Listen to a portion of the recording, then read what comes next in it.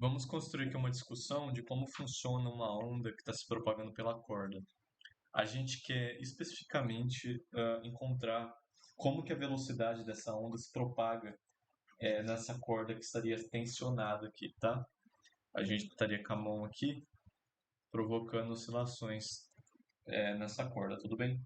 Então aqui é um período de tempo aqui instantâneo que nós temos essa configuração aqui dessa onda. A gente quer descontrair isso, basicamente a motivação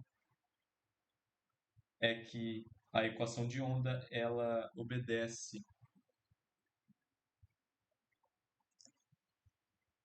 esse formato. A gente temos derivadas parciais porque a equação de onda ela é nesse formato de duas variáveis. A gente mede tanto os pontos dessa onda no tempo zero, quanto mede a oscilação de um ponto no tempo, tá? Então, oscilação no espaço e oscilação no tempo. Isso aqui é igual a zero, desculpa. Tá. Então, descobrindo esse carinha, a gente consegue achar a equação dessa onda, porque ela é uma onda transversal, ela é progressiva, então ela tem uma equação bem formada ali já, que é fácil de identificar. Então, qual que vai ser o nossa abordagem? Temos esse ponto aqui, essa onda está se propagando, então tanto desse lado a corda puxa esse ponto com a mesma força que o outro lado da corda puxa, né? Claro, existem essas forças porque se não existissem, como que essa onda iria se mover, né? Como que esse ponto iria oscilar sem nada? Esses ângulos aqui são iguais, a gente vai tomar um tempo muito pequeno, que de tal forma, né, que a gente tenha um triângulozinho aqui lá, isósceles aqui, e um tamanho de corda bem pequeno que chamaremos de ΔL. Dado isso, vamos seguir aqui da seguinte maneira. Observe que esse ponto ele tem uma certa massa ΔM, que faz mais sentido a gente falar de ΔM em relação a uma densidade de massa ali, tá? Que a gente chama de μ.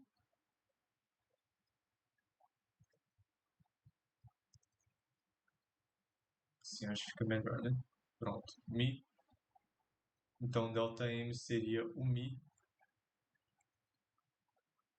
vezes o ΔL.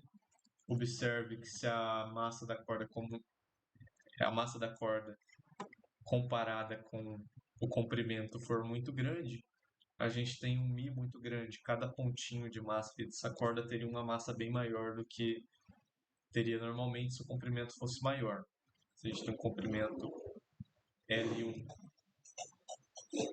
comprimento L2, e se eles tiverem o mesmo M, observe que o ML1 ele vai ser maior do que o ML2. Então observe que isso aqui vai ser mais denso, né? Sendo mais denso, cada ponto tem que pesar mais. E se cada ponto pesa mais, isso influencia em como essa força puxa, né? As componentes horizontais se anulam. Observe que isso daqui aqui tem 90 graus, que seria um arco de circunferência mais ou menos. Teríamos aqui, então, algo desse tipo aqui, né? Então, aqui seria θ.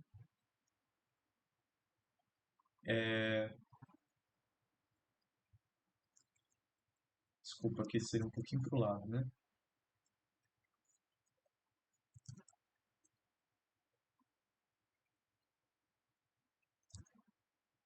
Então, aqui seria θ. Então, observe que a gente teria 90 graus. Aqui seria o complemento e para dar 90 graus que teria que ser θ de novo, tá? Não sei se deu para perceber, mas ali é θ, vocês podem brincar um pouco mais, espero que tenha dado para entender mais ou menos. As forças só tem a componente y, então a gente teria 2F de seno de θ.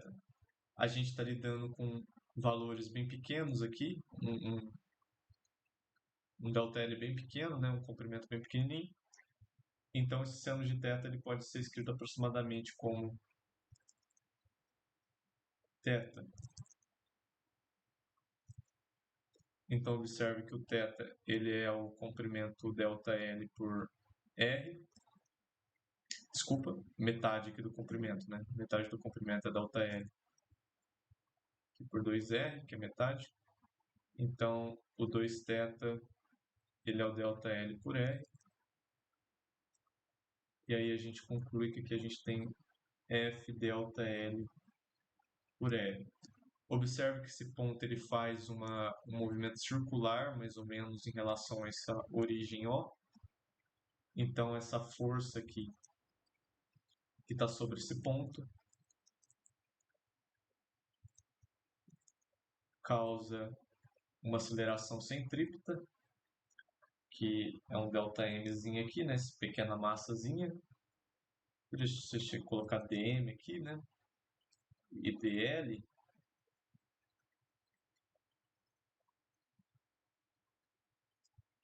Vezes a aceleração centrípeta. Então, ficaremos com FdL é igual a dm v ao quadrado. O dm pode ser escrito como mi dl v quadrado. Logo, o nosso v quadrado é f por mi.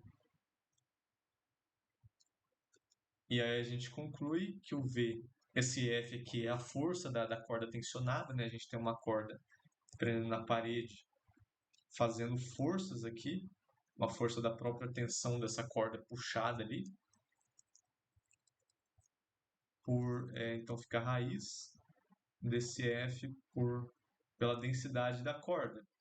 Observe que a densidade for maior, esse ponto é mais massivo, então a velocidade é menor, né? É mais difícil puxar esses pontos, essas pequenas massas.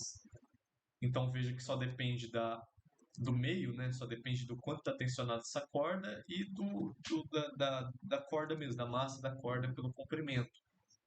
Então veja que a velocidade depende do meio, tá? É um meio que uma velocidade de uma onda que acaba não dependendo apenas do meio, que ele muda, que ele pode depender da frequência, etc., é chamado de meio dispersivo, tudo bem? Então seria um mi que já dependeria de outras coisas, ele mudaria. Opa, desculpa, uma velocidade que mudaria. Nesse caso aqui da corda é uma velocidade constante, tá? Porque isso aqui não muda, né? A não ser que você afrouxe essa corda, mas aí a gente teria que considerar outras coisas.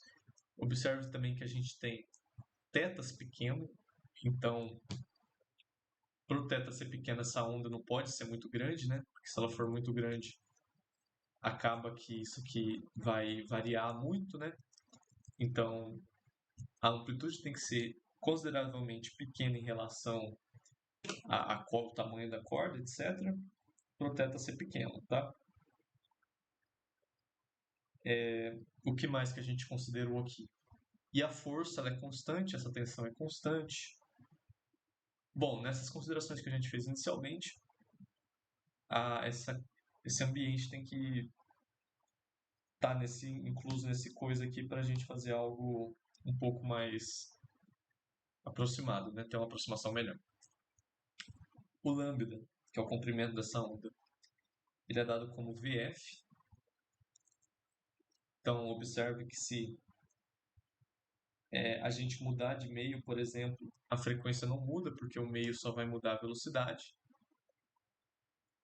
Então, a gente tem um comprimento de onda a velocidade 1 com a frequência f, o lambda 2 com a velocidade 2 na frequência f, e aí a gente chega à conclusão de que lambda 1 por V1 ele é igual a lambda 2 por V2.